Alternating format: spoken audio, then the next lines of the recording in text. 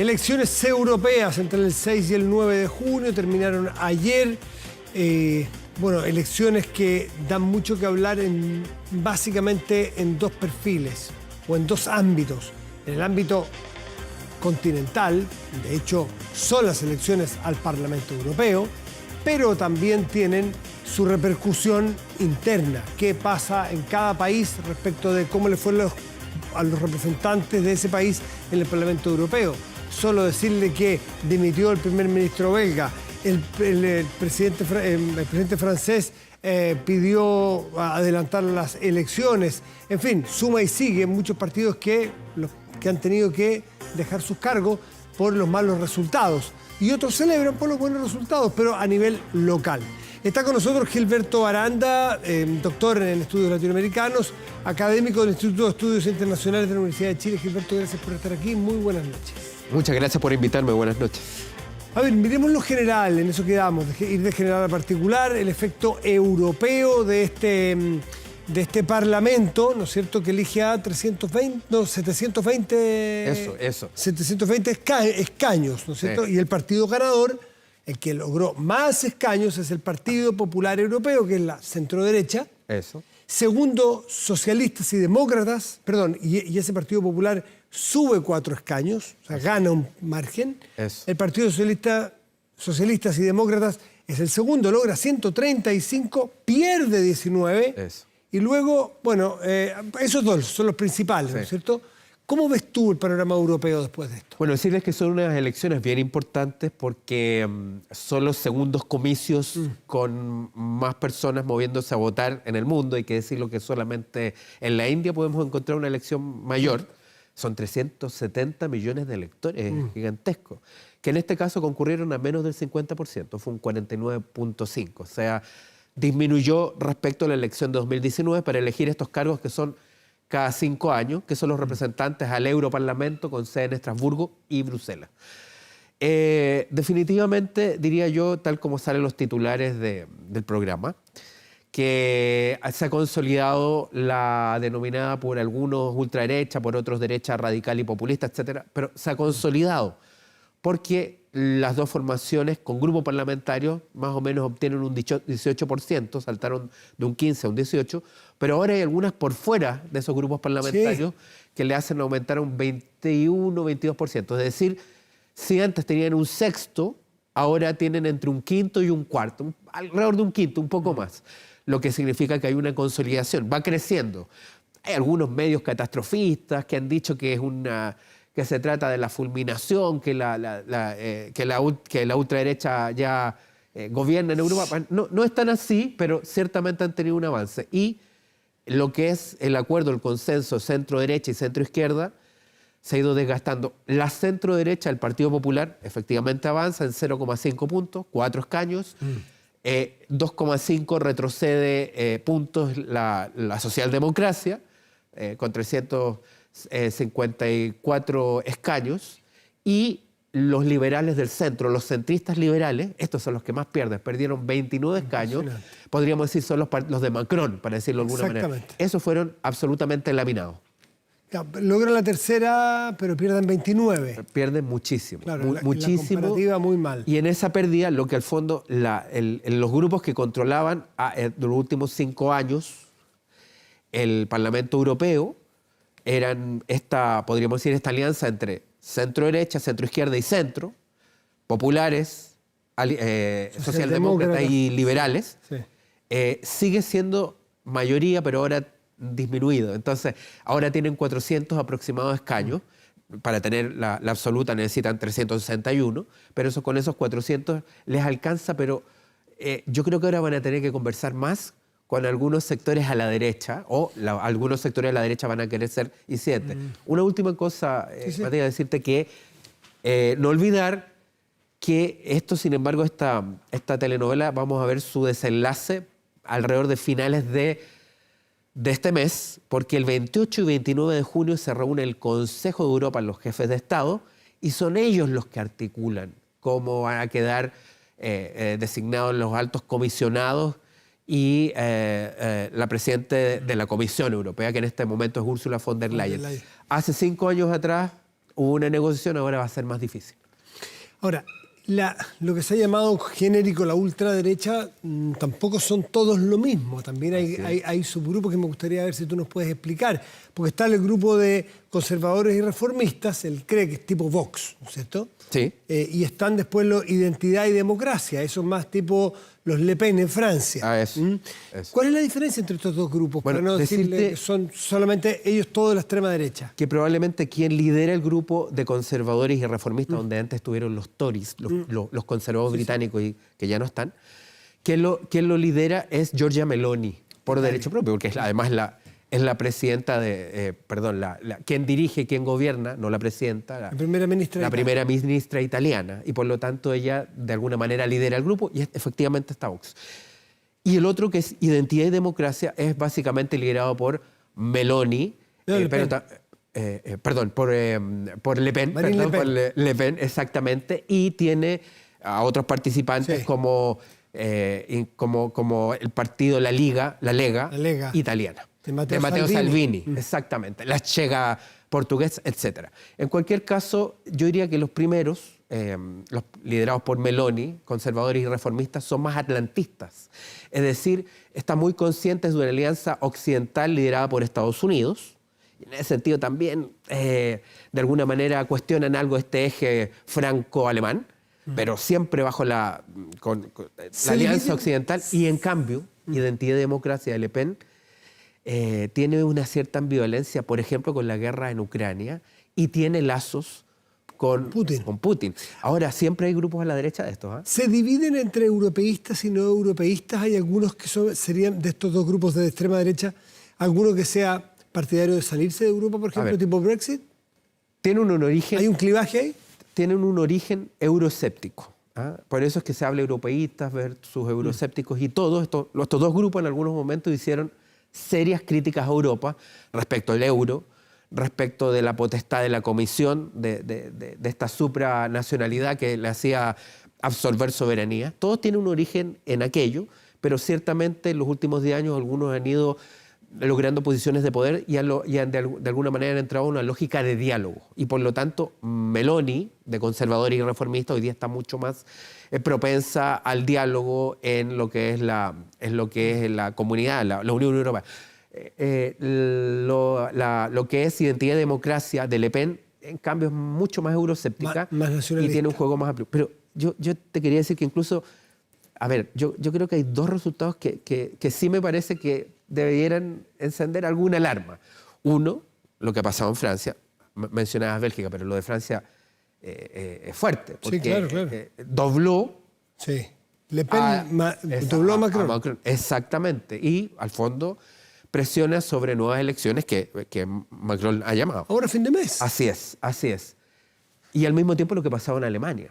Porque en Alemania, alternativa para Alemania, el partido, podríamos decir, posfascista, era parte de Identidad y Democracia de Le Pen. Y lo han echado. Es un grupo que además tiene, de alguna manera, acusaciones judiciales, está en tribunales por participar en complot. ¿Y cómo le fue? Y ese grupo, después del Partido Demócrata Cristiano, centro-derecha alemán, es el segundo. Dejó en tercer lugar a los socialdemócratas que gobiernan con Scholz. Entonces, son el segundo, además, campeando en la ex Alemania democrática. Tuvo un crecimiento enorme. Sí, yo creo que los crecimientos más impresionantes fueron los de Le Pen y también los de Alternativa para la Democracia, por el número de diputados que eligen. La caída de los verdes y el alza de estos grupos más de derecha, para algunos los hacen pensar que el ciudadano medio europeo está cansado, desgastado o contrario a lo oneroso que ha resultado un montón de políticas tendientes a políticas medioambientales, lo costoso que es, alguien me decía hoy día, de que te obliguen a cambiar la calefacción en tu casa a una más sustentable, que a quién le puede parecer malo de que eso ocurra, pero distinto que te lo hagan pagar a ti. Es decir, que todas las políticas medioambientales más progresistas están resultando demasiado caras para las familias y para la gente. ¿Tú ves hay mucho de eso. Yo diría que hay una evolución. Ya en el siglo XXI vimos una serie de indicios respecto a un malestar que se estaba incubando en la sociedad.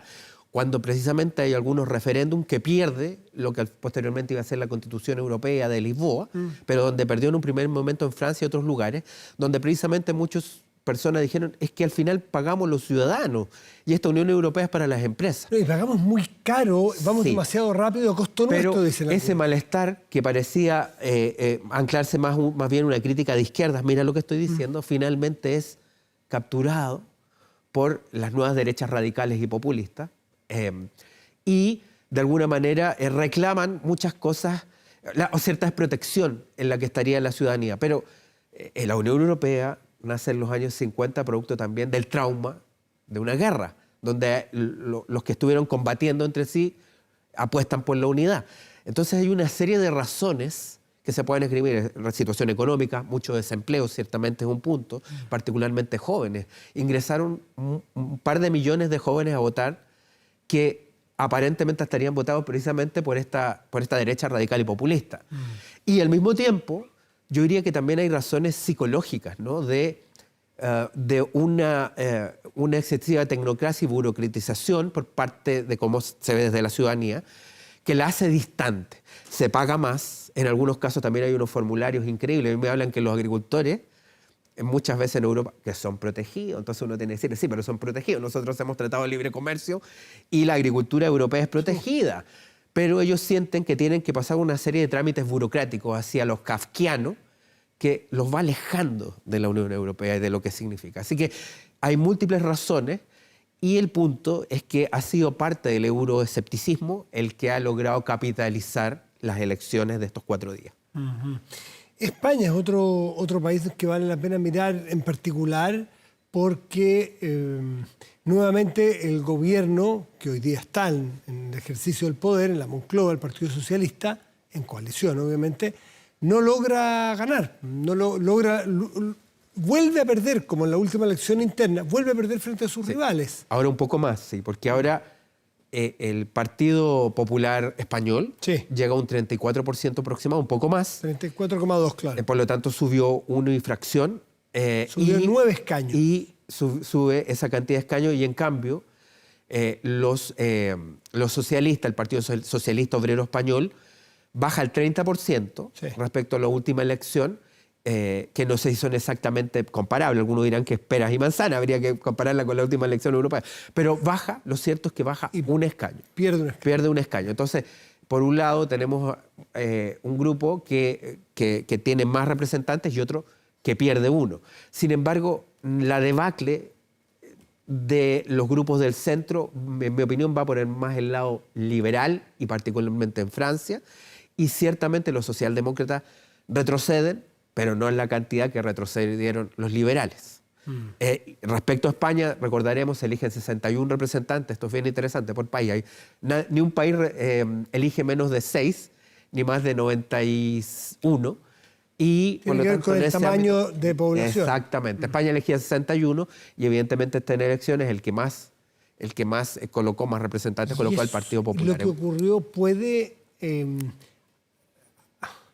agizar más las aguas en España, que en lo político ya están en puntos sumamente tensionados de oposición con gobierno, un gobierno que está ahí bien débil, bien vulnerable con lo que pasa con los independentistas. ¿Puede ser un golpe de gracia para el gobierno que hoy día está en el poder? Pues yo creo que van a pasar varias cosas en Europa y en España en este mes de junio, que es el preverano. Están todos pensando en parte en las movidas políticas, porque ya julio y agosto se ralentiza. Se frena. Entonces vamos a tener en estos días, en pocos días más, la constitución de lo que es la Generalitat, el gobierno, y va a ser bien importante que logra ser gobierno hoy. Sin embargo, ciertamente en España, como dicen ellos y ellas allá, las cuestiones están muy crispadas. Muy crispadas, y incluso ha salido un grupo a la derecha de Vox. Siempre es posible, ¿no? Que se acabó la fiesta. Así se llama, ¿no? Se acabó la fiesta, que también está suscitando de alguna manera atención, porque en general estos nuevos grupos buscan llamar la atención golpeando la mesa. Bueno, no hemos mencionado un factor que fue bien clave en la discusión y lo que se votó, el factor inmigración, que es presente en el mundo entero, en las elecciones norteamericanas, en Latinoamérica, Sí. pero aquí en Europa el factor inmigración jugó un rol muy importante. Muy importante. Ahora, lo que básicamente el tema migratorio tiene un componente islamofóbico, lo voy a decir de esa manera, en Europa, en el sentido de que en muchas de estas formaciones nacionalistas lo que básicamente han vociferado es que los musulmanes, ya sea africanos o medio orientales, están de alguna manera, entre comillas, invadiendo, yo no pienso aquello, pero sí lo dicen así, invadiendo Europa. Claro que yo tengo que recordarles que hace algunos decenios atrás, hace un siglo atrás, el problema eran los judíos, ahora son los musulmanes.